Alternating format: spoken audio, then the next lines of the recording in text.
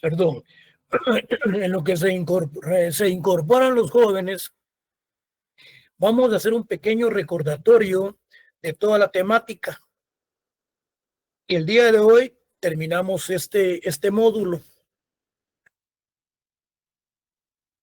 Si es posible, traten de captar, porque así una forma de repaso vamos a ver estos 4 temas. Ya los últimos los vamos a analizar más detenidamente, como es en los principios rectores de la política agraria.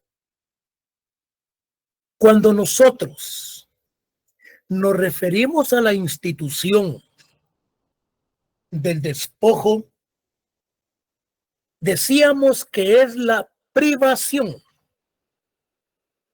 de lo que uno tiene o goza. Se dice también del botín del vencedor. Es privar por voluntad propia a alguien de algo que se tenía a través del engaño o la violencia física o moral. Eso lo vimos el último día de clase. En otras palabras, el despojo consiste en ese señuelo que utilizaron los conquistadores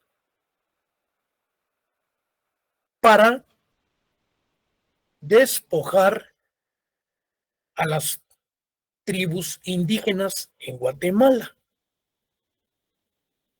Ese engaño que se dio a través de la encomienda y del repartimiento. Pero sigamos, vamos a ser más puntuales.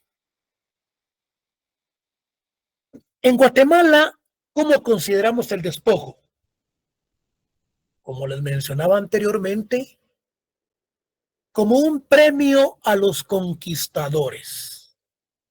Es decir, que los colonizadores, como señuelo o como gratitud, como gratificarles, les daban como premio las tierras de los pueblos originarios, o sea, de las personas que habían sido despojados.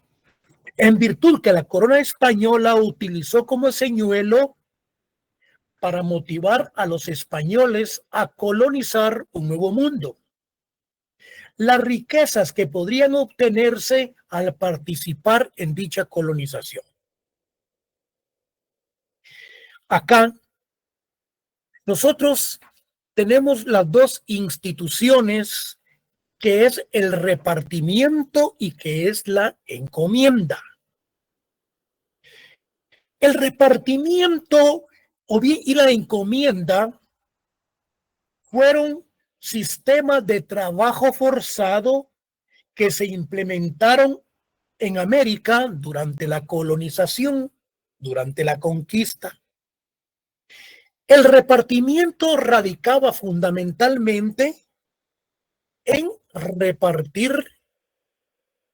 tierras y a la vez también repartir indígenas para que estos trabajasen y a la vez que pudiesen tributar a la corona española.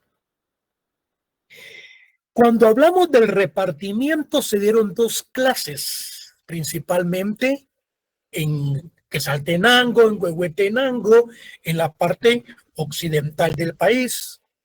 Uno de los repartimientos era de otorgarles o bien repartir más que todo o en forma de venta forzada ciertas herramientas, asimismo como telas y alimentos, pero todo era forzado en esa forma del repartimiento para los pueblos originarios.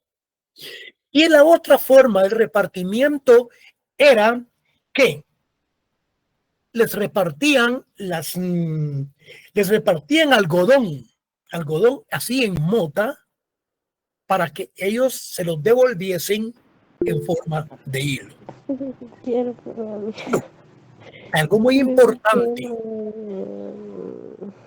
Pero hay algo muy importante con respecto a la encomienda, que radicaba fundamentalmente como una esclavitud, un sistema de esclavitud solapada. Y a la vez también en la encomienda se le otorgaban. Dime. Me decía, compañera, ¿hablaba o no? No, licenciado, perdón, se me activó mi micrófono. En la encomienda, entonces, jóvenes, lo que se daba fundamentalmente era ese repartimiento también de indígenas con el propósito de endoctrinarlos, enseñarles el idioma castellano y alemán, español y además la religión católica. Bueno, entonces, con el repartimiento consiste en asignar a indígenas distintos colonos según las necesidades de estos, de los criollos. Los indígenas solo recibían un pequeño salario y trabajaban durante un corto periodo de tiempo. En la encomienda, repartimiento de indios y tierras de las colonias americanas a partir del descubrimiento y conquista con el fin de protegerlos y evangelizarlos. Entonces, no nos perdamos de vista con respecto a esas dos instituciones porque pueden ser preguntas de examen. Bueno, ¿qué son los ejidos? Los ejidos decíamos que eran aquellos pueblos que se formaban, eran aquellas comunidades que se formaban afuera de los pueblos y que a la vez eran tierras comunales y que estas tierras comunales a la vez estaban más allá de los ejidos. En México existe una regulación legal con respecto a los ejidos. ¿Y qué son? Miren pues, son núcleos agrarios que se destinan a la producción agrícola y ganadera. Son una modalidad de tenencia de la tierra, principalmente en México, y se consideran propiedad social. ¿Qué son los ejidos? Se encuentran fuera de los pueblos. Sus miembros tienen derechos a usufructo. Es decir, pues que tienen derecho, si es posible, para toda la vida, a un usufructo vitalicio. Sobre la tierra, se dividen en zonas como asentamientos humanos. ¿Y cuáles son los ejidos en Guatemala? Aquí nosotros realmente regulado no lo tenemos, pero son terrenos, fíjense, son terrenos municipales, los ejidos. Es un campo común de un pueblo. Es decir, que los ejidos pueden ser una propiedad municipal que se encuentra fuera de su aspecto eminentemente geográfico y que puede estar registrado o no a nombre de las municipalidades, sin embargo, es administrado por las mismas. Ahora, lo que yo les mencionaba con respecto a las tierras comunales en Guatemala. Son territorios que son administrados por comunidades y que se utilizan para la recolección de recursos y el pastoreo de animales. Son tierras que no pertenecen a la explotación, son legales y existen desde tiempos inmemoriales. Sin embargo, son comunidades como cerros, laderas, volcanes, ríos, lagos, lagunas, que se encuentran en ciertas jurisdicciones municipales. Bueno, hablamos del periodo de Justo Rufino Barrios. ¿Qué fue lo que hablábamos de Justo Rufino Barrios? Que él realmente rompió las estructuras las cuales se había dotado de tierras a los pueblos originarios, a los indígenas, para que trabajaran. Pero Justo Rufino Barrios rompió esa estructura y despojó a los indígenas, dándoles tierras a los alemanes y a todos los extranjeros que vinieron a Guatemala. Eso fue el periodo de Justo Rufino Barrios relacionándonos con respecto al despojo. Luego tenemos el derecho a la restitución. La Comisión Interamericana de Derechos Humanos dice, con respecto a los antecedentes en el derecho internacional, dice que es un proyecto de declaración de las Naciones Unidas sobre los derechos de los pueblos indígenas. En penal, yo les mencionaba que se le llama reparación digna. Yo les mencionaba la carta que envió Manuel Andrés López Obrador cuando fue presidente de México al rey de España y al Papa, para que España hiciera una restitución o un resarcimiento o una reparación digna de todos los daños ocasionados que fueron en México. Sin embargo, pues el silencio fue lo que dominó, tanto como los presidentes latinoamericanos que no se pronunciaron, no se adhirieron a la misma, y España pues tampoco se pronunció, ni el Papa, por cuestiones de carácter eminentemente diplomático. Entonces, con respecto al derecho internacional, en el artículo 27 dice, los pueblos indígenas, esto es un proyecto. Fíjense, es un proyecto de la Declaración de las Naciones Unidas sobre los derechos de los pueblos indígenas de la ONU en 1994. Dice que los pueblos indígenas tienen derecho a la restitución de las tierras, los territorios y los recursos que tradicionalmente han poseído y que han ocupado o bien utilizado de otra forma y que les hayan sido confiscados, ocupados, utilizados o dañados sin su consentimiento expresado con libertad y pleno consentimiento. Cuando esto no sea posible, tendrán derecho a una indemnización justa y equitativa. Deben de tener derecho a una justa y equitativa, a una indemnización justa y equitativa, salvo que los pueblos interesados hayan convenido literalmente en otra cosa. La indemnización consistirá en tierras, territorios y recursos de igual cantidad, extensión y condición jurídica. Esto es puntual y lacónicamente la temática del día de hoy. Esto ya lo hemos venido analizando y estudiando y es el módulo número 2, el cual vamos a dar por terminado. Bueno, ya vimos lo que es la definición con respecto al despojo, ya vimos también lo que se refiere a su evolución histórica, que se utilizó como un señuelo, las conquistas colonizadoras de España y que a la vez fueron ellos beneficiados con los despojos ocasionados a los pueblos originarios. Luego hablamos del repartimiento y hablamos de la encomienda, que también ya la analizamos y la estudiamos. Acá, quiero que me pongan atención. Esta es pregunta de examen. Se las digo porque yo sé que todos no están presentes y por lo menos quiero que ustedes la tengan presente. ¿Por qué la legislación de Indias? Aquí ya entramos a lo que son los principios rectores, anoten, principios rectores de la política agraria colonial. Yo sé que esto ustedes lo vieron en el pensum introductorio.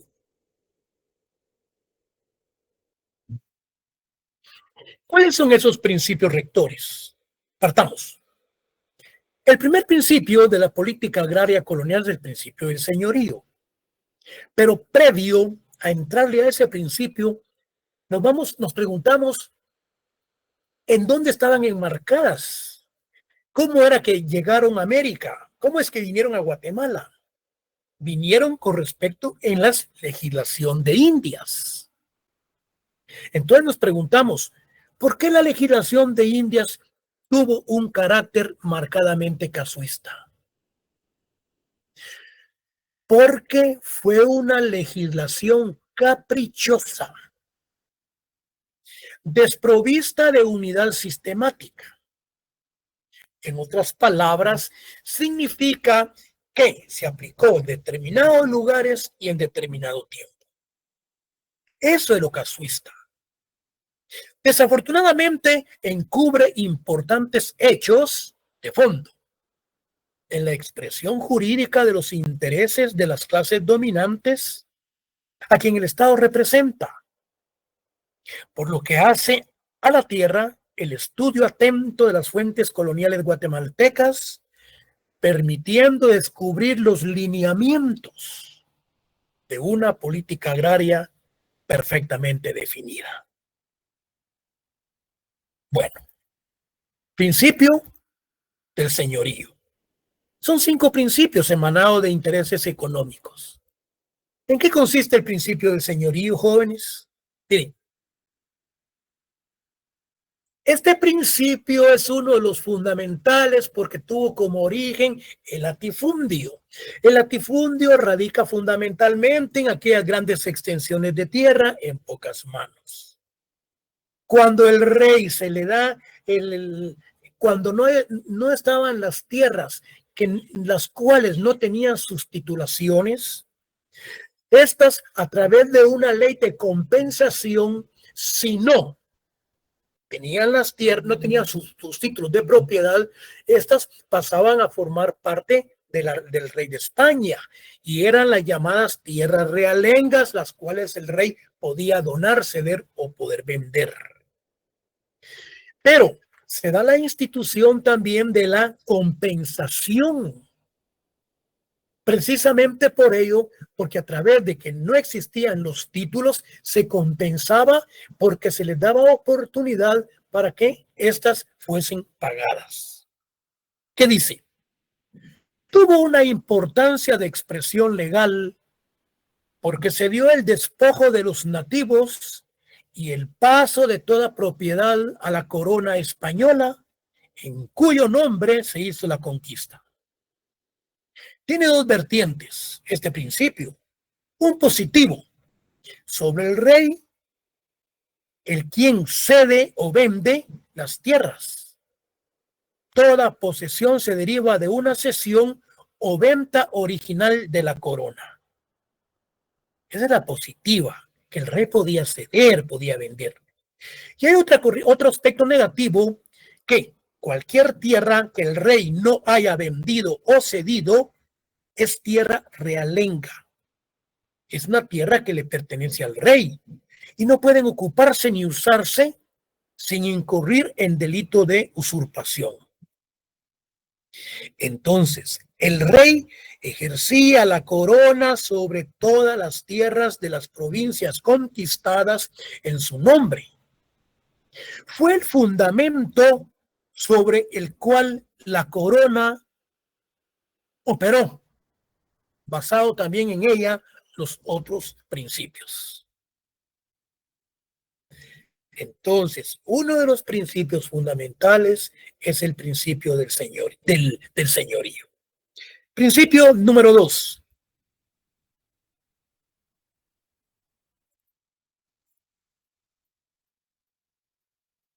El principio de la tierra como aliciente. Vean, el día del examen, ustedes tienen que contestar analizando la pregunta. A veces la misma pregunta tiene su respectiva respuesta. Aquí se habla de tierra como aliciente. Significa entonces que como compensación, como reconocimiento al esfuerzo del conquistador, se le daba como premio el despojo que ellos habían ocasionado. Fue el punto de arranque del latifundismo en Guatemala. Fue la realidad de la conquista y la colonización. La corona española no tenía cómo sufragar las expediciones, por lo que ofrecieron a los conquistadores una serie de ventajas económicas como aliciente de las provincias conquistadas. No se olviden de las ventajas económicas, que eso ustedes lo están viendo ahorita en laboral. Ventajas económicas son aquellas que se obtienen aparte de obtener un salario. Eso lo van a ver ustedes en derecho laboral, cuáles son las ventajas económicas. O bien los que trabajan en empresas y están devengando un salario, pero fíjate vos que como ventajas económicas vienen tales cosas. Entonces, como consecuencia, fue un aliciente para los colonizadores. Luego tenemos el principio de la tierra como fuente de ingreso para las cajas reales. Tenemos el principio del señorío, entonces, la tierra como aliciente, y aquí el principio de la tierra como fuente de ingresos para las cajas reales. Este principio fue generador del latifundio para las cajas reales monárquicas, que se realizó bajo el procedimiento de composición de tierras. ¿En qué consiste la composición de tierras? La monarquía solicitó a los propietarios de tierras sus títulos para comprobar si habían usurpaciones de tierras realengas. Y si no tenían sus títulos, los usurpadores tenían que pagar una suma de dinero por el concepto de composición. Caso contrario, se desalojaban para que el rey pudiera disponer de ellas.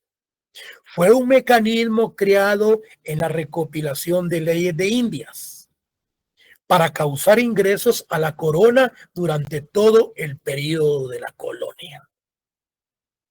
¿En qué consiste entonces la composición de tierras de acuerdo al principio de las cajas de ingresos reales? Entonces, esto es cuestión solamente de poner un poco de atención para poder contestar la pregunta el día del examen. Luego tenemos el cuarto principio de preservación de las tierras comunales de indios. Fueron creados los pueblos de indios y dotados desde su creación con dos clases de tierras. Si ustedes se dan cuenta, aquí hay un principio de preservación de las tierras comunales de indios. Quiere decir que en estos momentos ya los indios prácticamente se les estaban dotando tierras para que ellos pudiesen contribuir con impuestos a la corona. Llega justo Rufino Barrios y rompe todas estas estructuras. Entonces, fueron creados los pueblos de indios y dotados desde su creación en dos clases de tierras, los llamados ejidos, tierras indispensables y de uso común alrededor del pueblo, los ejidos, lo que hemos venido platicando. Y luego, las tierras comunales. Entonces, de acuerdo al principio de las tierras como comunales de indios, tenemos dos aspectos, teníamos dos clases, las tierras de ejidos y las tierras comunales. Y esas tierras comunales se encontraban alrededor de los pueblos, pero más allá de los ejidos, administrados por el cabildo o ayuntamiento, hoy las municipalidades. Acá hay algo muy importante que yo anoté. Tierras comunales.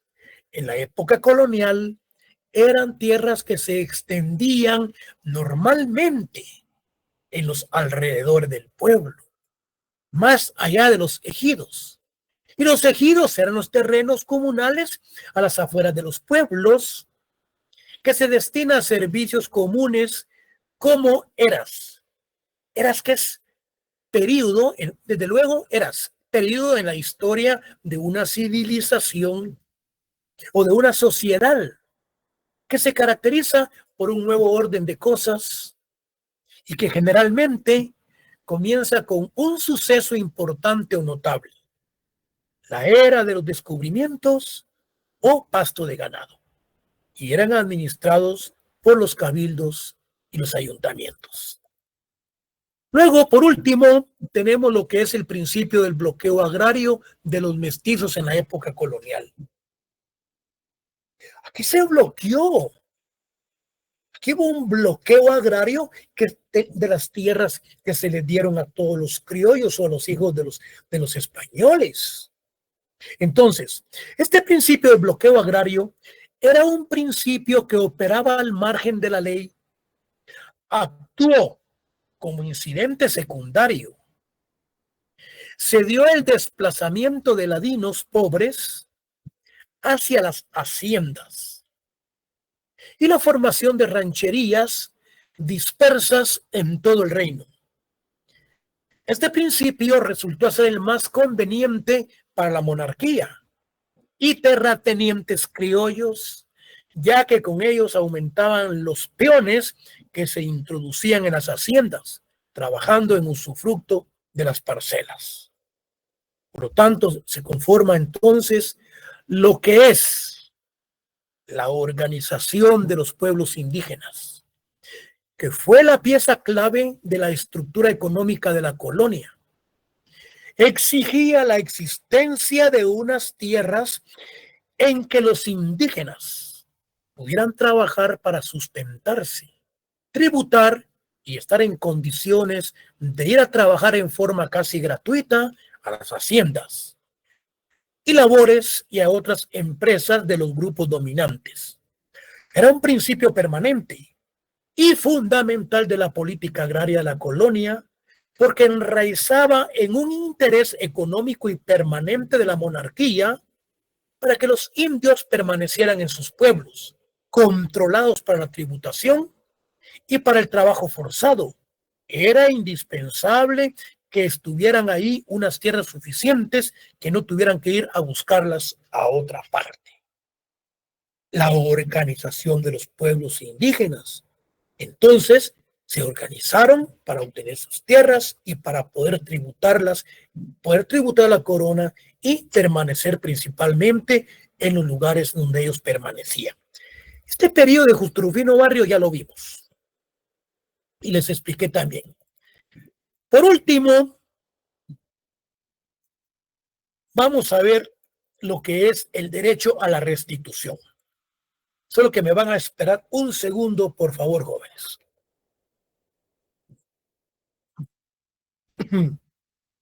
¿Me están escuchando, verdad? Sí, licenciado. No hay ninguna, no se oye la voz robotizada, se oye bien. Sí, se oye bien. Licenciado. Perfecto, licenciado. Ahí estamos. Lo único que hoy sí no se me encendió la cámara. No me miran, ¿verdad? No, Lic. Bueno. Entonces puedo hacer lo que quiero, no me van a ver. Permítanme un segundo, jóvenes.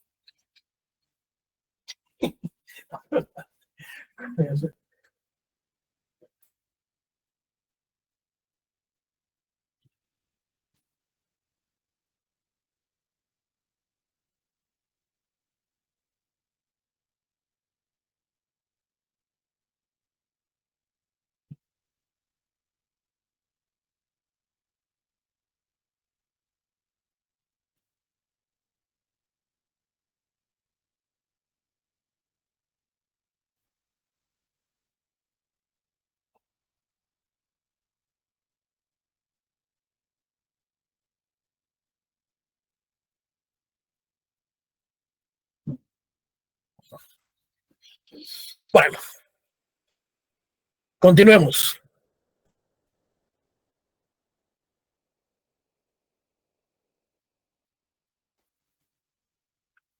Si tienen alguna duda, anótenla, me la preguntan al final de la clase o bien me la pueden preguntar el próximo viernes. Bueno,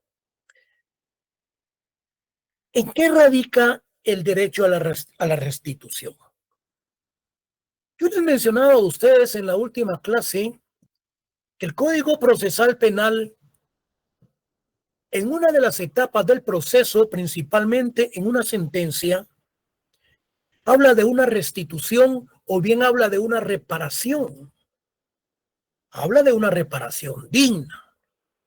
se dicta sentencia en contra de Juan Pérez con una pena de 20 años y 100,000 quetzales. Lo de la reparación, se dicta la sentencia y lo de la reparación digna se deja para otra audiencia. En donde el juez pues resuelve que se dicta la reparación digna, por ejemplo, por 5,000, 10,000 quetzales, o bien que vayan a entregar ciertas donaciones a los señores, aquellos que se encuentran en casas de centro de beneficencia. O bien reparación digna a favor de fulano de tal por 50,000, 100,000 quetzales por los daños ocasionados. Entonces, yo les leía algo a ustedes anteriormente de esa restitución, lo que decía la Organización de las Naciones Unidas con respecto a ese proyecto que debe de existir en cuanto a los daños ocasionados, que debe de existir una restitución por los mismos de carácter internacional. Países europeos, países civilizados, han hecho unas disculpas públicas internacionales de los daños que han realizado en determinadas conquistas. Y a la vez han hecho reparaciones de carácter económico. La pregunta es, ¿qué reparación, qué restitución ha hecho España para Guatemala? Sencillamente en estar mandando apoyo de escritorios, que una que otra cosa, pero aquí realmente no hay ninguna restitución a favor de las comunidades indígenas. Bueno, entrémosle. Son los daños, es el pago por los daños o pérdidas sufridas.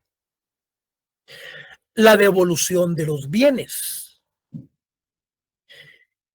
Es el reembolso de los gastos realizados como consecuencia de la victimización, la prestación de servicios y la restitución de derechos. Estamos hablando de qué es la restitución. Devolución de bienes, reembolsos, por la prestación de servicios, por los trabajos realizados. ¿Qué está regulado? En nuestro caso, podríamos mencionarlo como una indemnización. Bueno, pero aquí estamos hablando desde el punto de vista de la restitución con respecto a los daños ocasionados desde el momento preciso de la colonización y que se da en contra de los pueblos originarios. Entonces, la restitución es un término con raíz etimológico en el latín, restitutio. Se trata del proceso y del resultado de restituir, poner algo en el estado en el cual se encontraba con anterioridad, regresar una cosa a su dueño, hacer que un individuo vuelva a su sitio de origen. Todo eso es restitución. Restituir o reparar el despojo realizado en la época colonial e independiente. Realmente es un tema complejo. Los sectores vulnerables tienen poca oportunidad del acceso a la tierra, incluso para pequeños lotes para vivienda, así como para obtener extensiones mayores para cultivo. La acumulación de tierra paulatinamente se ha legalizado. Y los sectores que carecen de un espacio para vivienda y para cultivo ha generado situaciones que han provocado fenómenos de carácter social, conllevando conflictos entre las comunidades, entre particulares, Estado y entre particulares y propietarios privados. Aquí estamos entrando a un sistema bastante, diría yo, como capitalista, de los daños que se han ocasionado con respecto a los despojos. En efecto, miren pues, la carencia de tierra, producto del despojo, es una realidad. En la década de 1944 al 54, con el decreto 900. Este decreto 900, jóvenes, es el decreto de la reforma agraria que se da en 1900, en octubre de 1944 al 54, y que se crea con ¿quién fue el presidente que creó el decreto 900? ¿Quién uno puede decir? Jacobo Arbenz. Jacobo Arbenz y Guzmán. Gracias. En la Jacobo Juan José Arévalo Bermejo le iba a entregar el poder a Francisco Javier Arana, pero esta ya es otra cosa. Francisco Javier Arana lo asesinan en el Puente de la Gloria en Amatitlán. Es otra historia que posiblemente lo miremos en aspectos agrarios para el 20 de octubre, si nos da oportunidad. Pero Jacobo Arbenz y Guzmán, les voy a comentar, llega al poder y se da la reforma agraria con el decreto 900. Radica fundamentalmente en el otorgamiento de tierras a los campesinos. Pero en esa época se habla de una revolución agraria. Y los latifundistas, cuando escuchaban hablar de una reforma agraria, les temblaban los pantalones. Porque estos eran movimientos violentos, revolucionarios, en donde los campesinos ponían los mojones de las partes que les correspondían. Pero, lamentablemente, con el decreto 900, se crea también un análisis y un estudio de un censo, en donde aparece la compañía esta, la United Fruit Company, la empresa esta bananera gringa, que funcionaba en Puerto Barrios, en Izabal, y tenía una sucursal en Escuintla. Y los personeros, en virtud de que Jacobo Arbenz y Guzmán les quitó parte de las tierras y les incrementó los impuestos, principiaron a hacerle la vida imposible en los Estados Unidos a estos personeros, junto con el embajador de Estados Unidos en Guatemala, expresando que Jacobo Arbenz y Guzmán era comunista y que estaba prestando tierras en Guatemala a los cubanos para una invasión en Latinoamérica. Esa cuestión de una gran confabulación es lo que le dan el golpe de Estado a Jacobo Arbenz y Guzmán. Se ve la obligación de renunciar para que no haya un confrontamiento interno con las Fuerzas Armadas. Al extremo que cuenta la historia que a él lo tuvieron que sacar de Guatemala desnudo. Se fue a Suiza, se convirtió en alcohólico, una de sus hijas se mató, se casó con una salvadoreña, Ivanova en el nombre, y él termina muriendo en México, de una situación realmente difícil. Es una historia grande que contar, pero ya que entra el decreto 900, por eso que se lo estoy comentando. La carencia de tierras producto del despojo es una realidad. En la década del 40 al 54, con el decreto 900, se intentó realizar dentro del sistema capitalista una reforma agraria. Lo que buscaba Jacobo Arbenz y Guzmán jóvenes, viendo que Guatemala era un país, miren, no del 100% agrario. Lo que él buscaba era la industrialización del país. Si hace 20, 30 años, nadie quería recibir el dólar porque el dólar valía 90 centavos a la par del quetzal. Pero en virtud de los gobiernos que han pasado por Guatemala, ha habido una situación bastante penosa cuando hablamos del punto de vista administrativo gubernamental. Hasta ahora, que las macroeconomías ha hecho que se ha podido mantener el quetzal con respecto al dólar.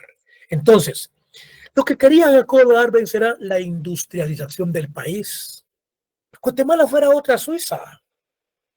Pero lamentablemente hemos tenido muy malos políticos para administrar un país que tiene una salida al Atlántico en el Océano Atlántico y otra salida al mar también por el Océano Pacífico. El país del mundo tiene ese privilegio, señores, que no se ha podido explotar y no se ha podido canalizar todos esos aspectos eminentemente favorables para una economía sustentable. Estábamos escuchando hace un rato que más del 60% de la población es pobre y el otro 30% es más pobre aún.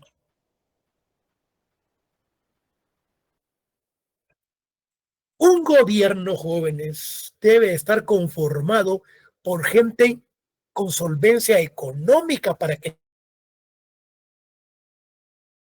valores y principios de entrega a trabajar por el pueblo, pero que no lleguen a robar. Miren este gobierno,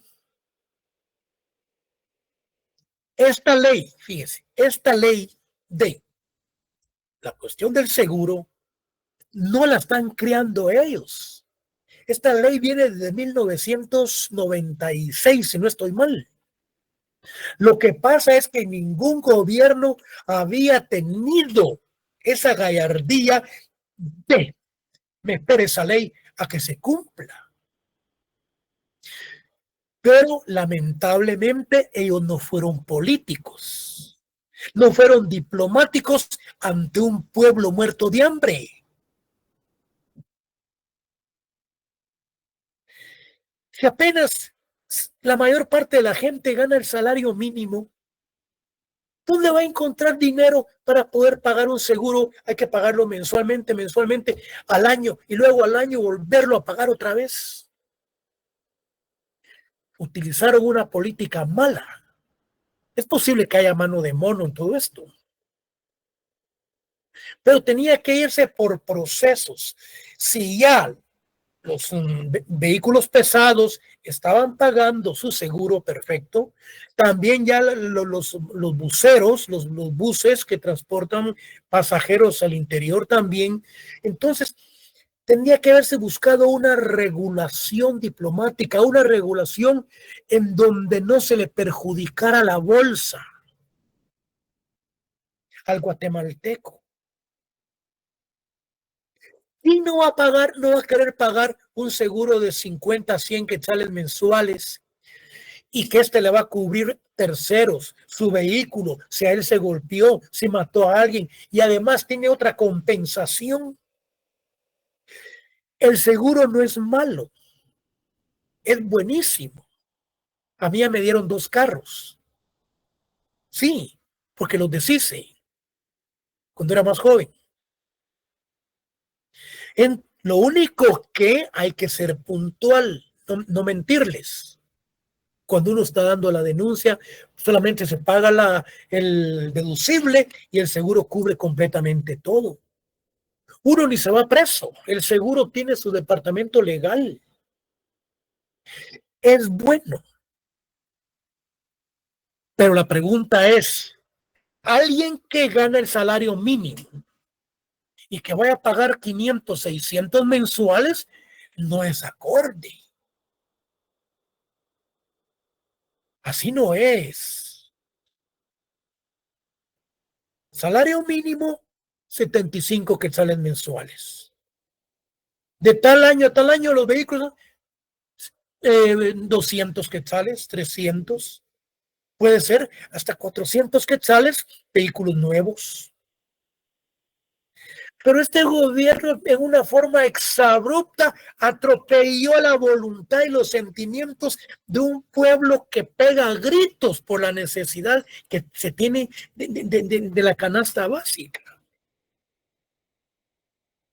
Malas carreteras, malos administradores, malos políticos, los diputados ganando ahora 60,000, 70,000 después de ganar 22,000 quetzales.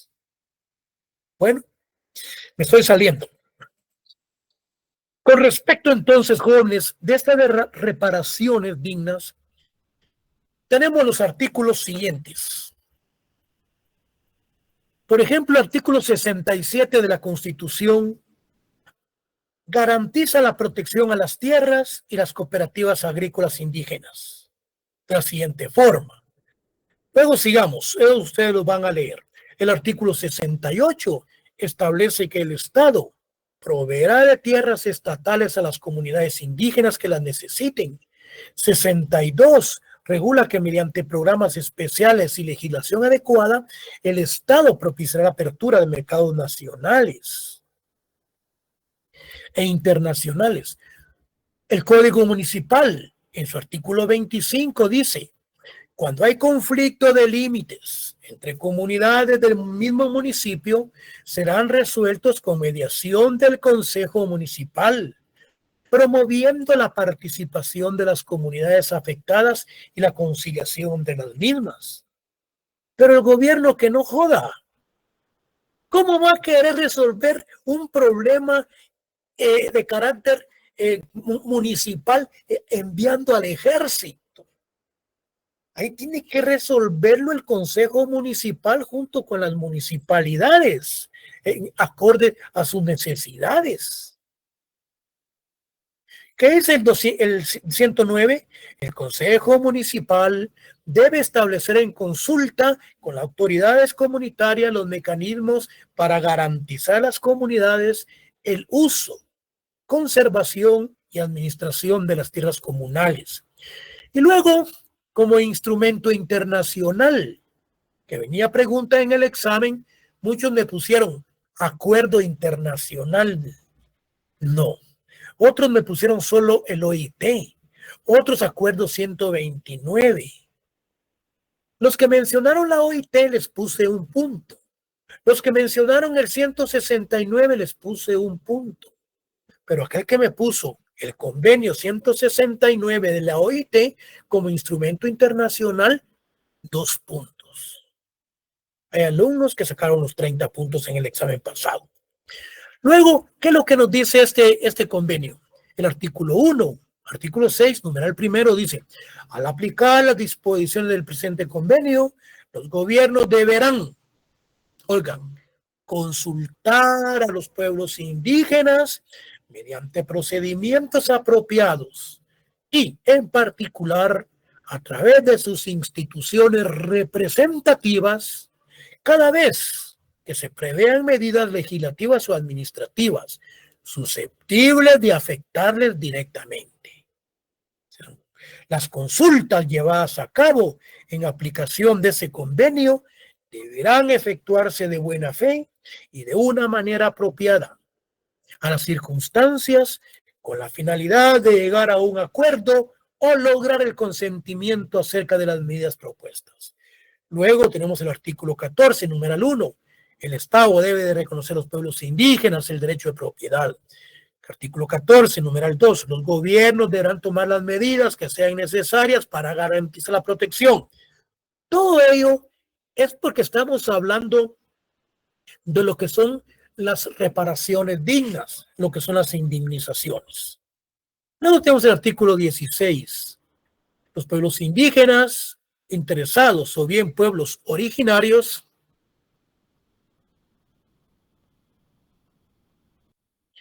no deberán ser trasladados de las tierras que ocupan.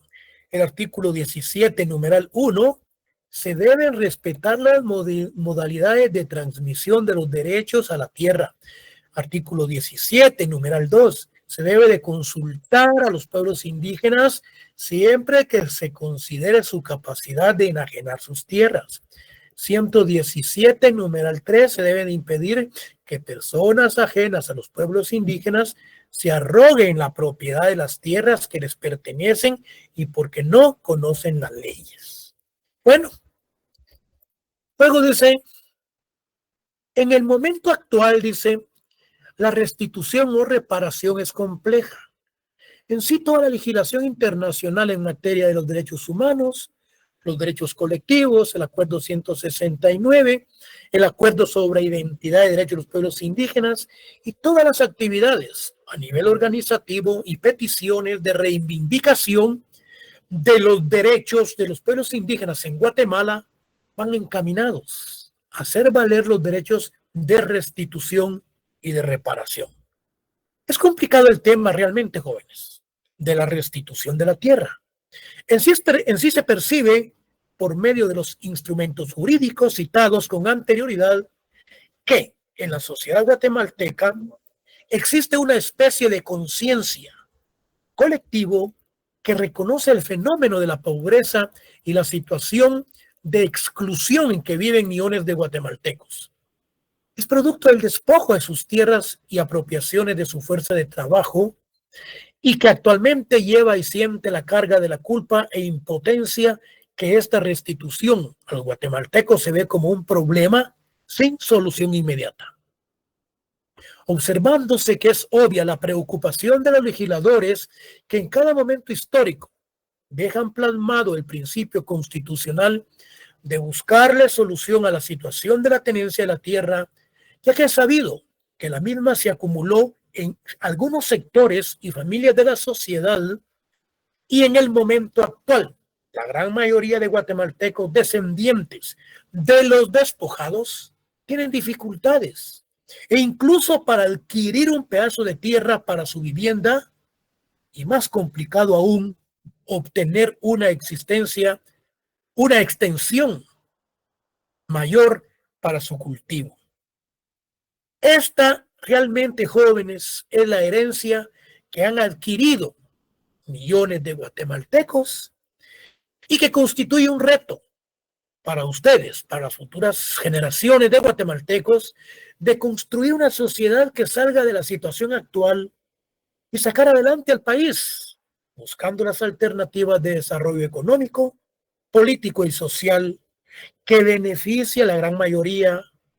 Y ese debe ser el reto, un sueño.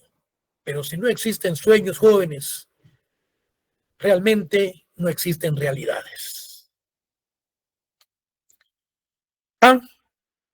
Terminamos el módulo número 2. ¿Tienen alguna pregunta? Soy todo oídos, o anótenla, y en el próximo día de clase, que es el viernes, podemos entrar a discutir toda esta temática.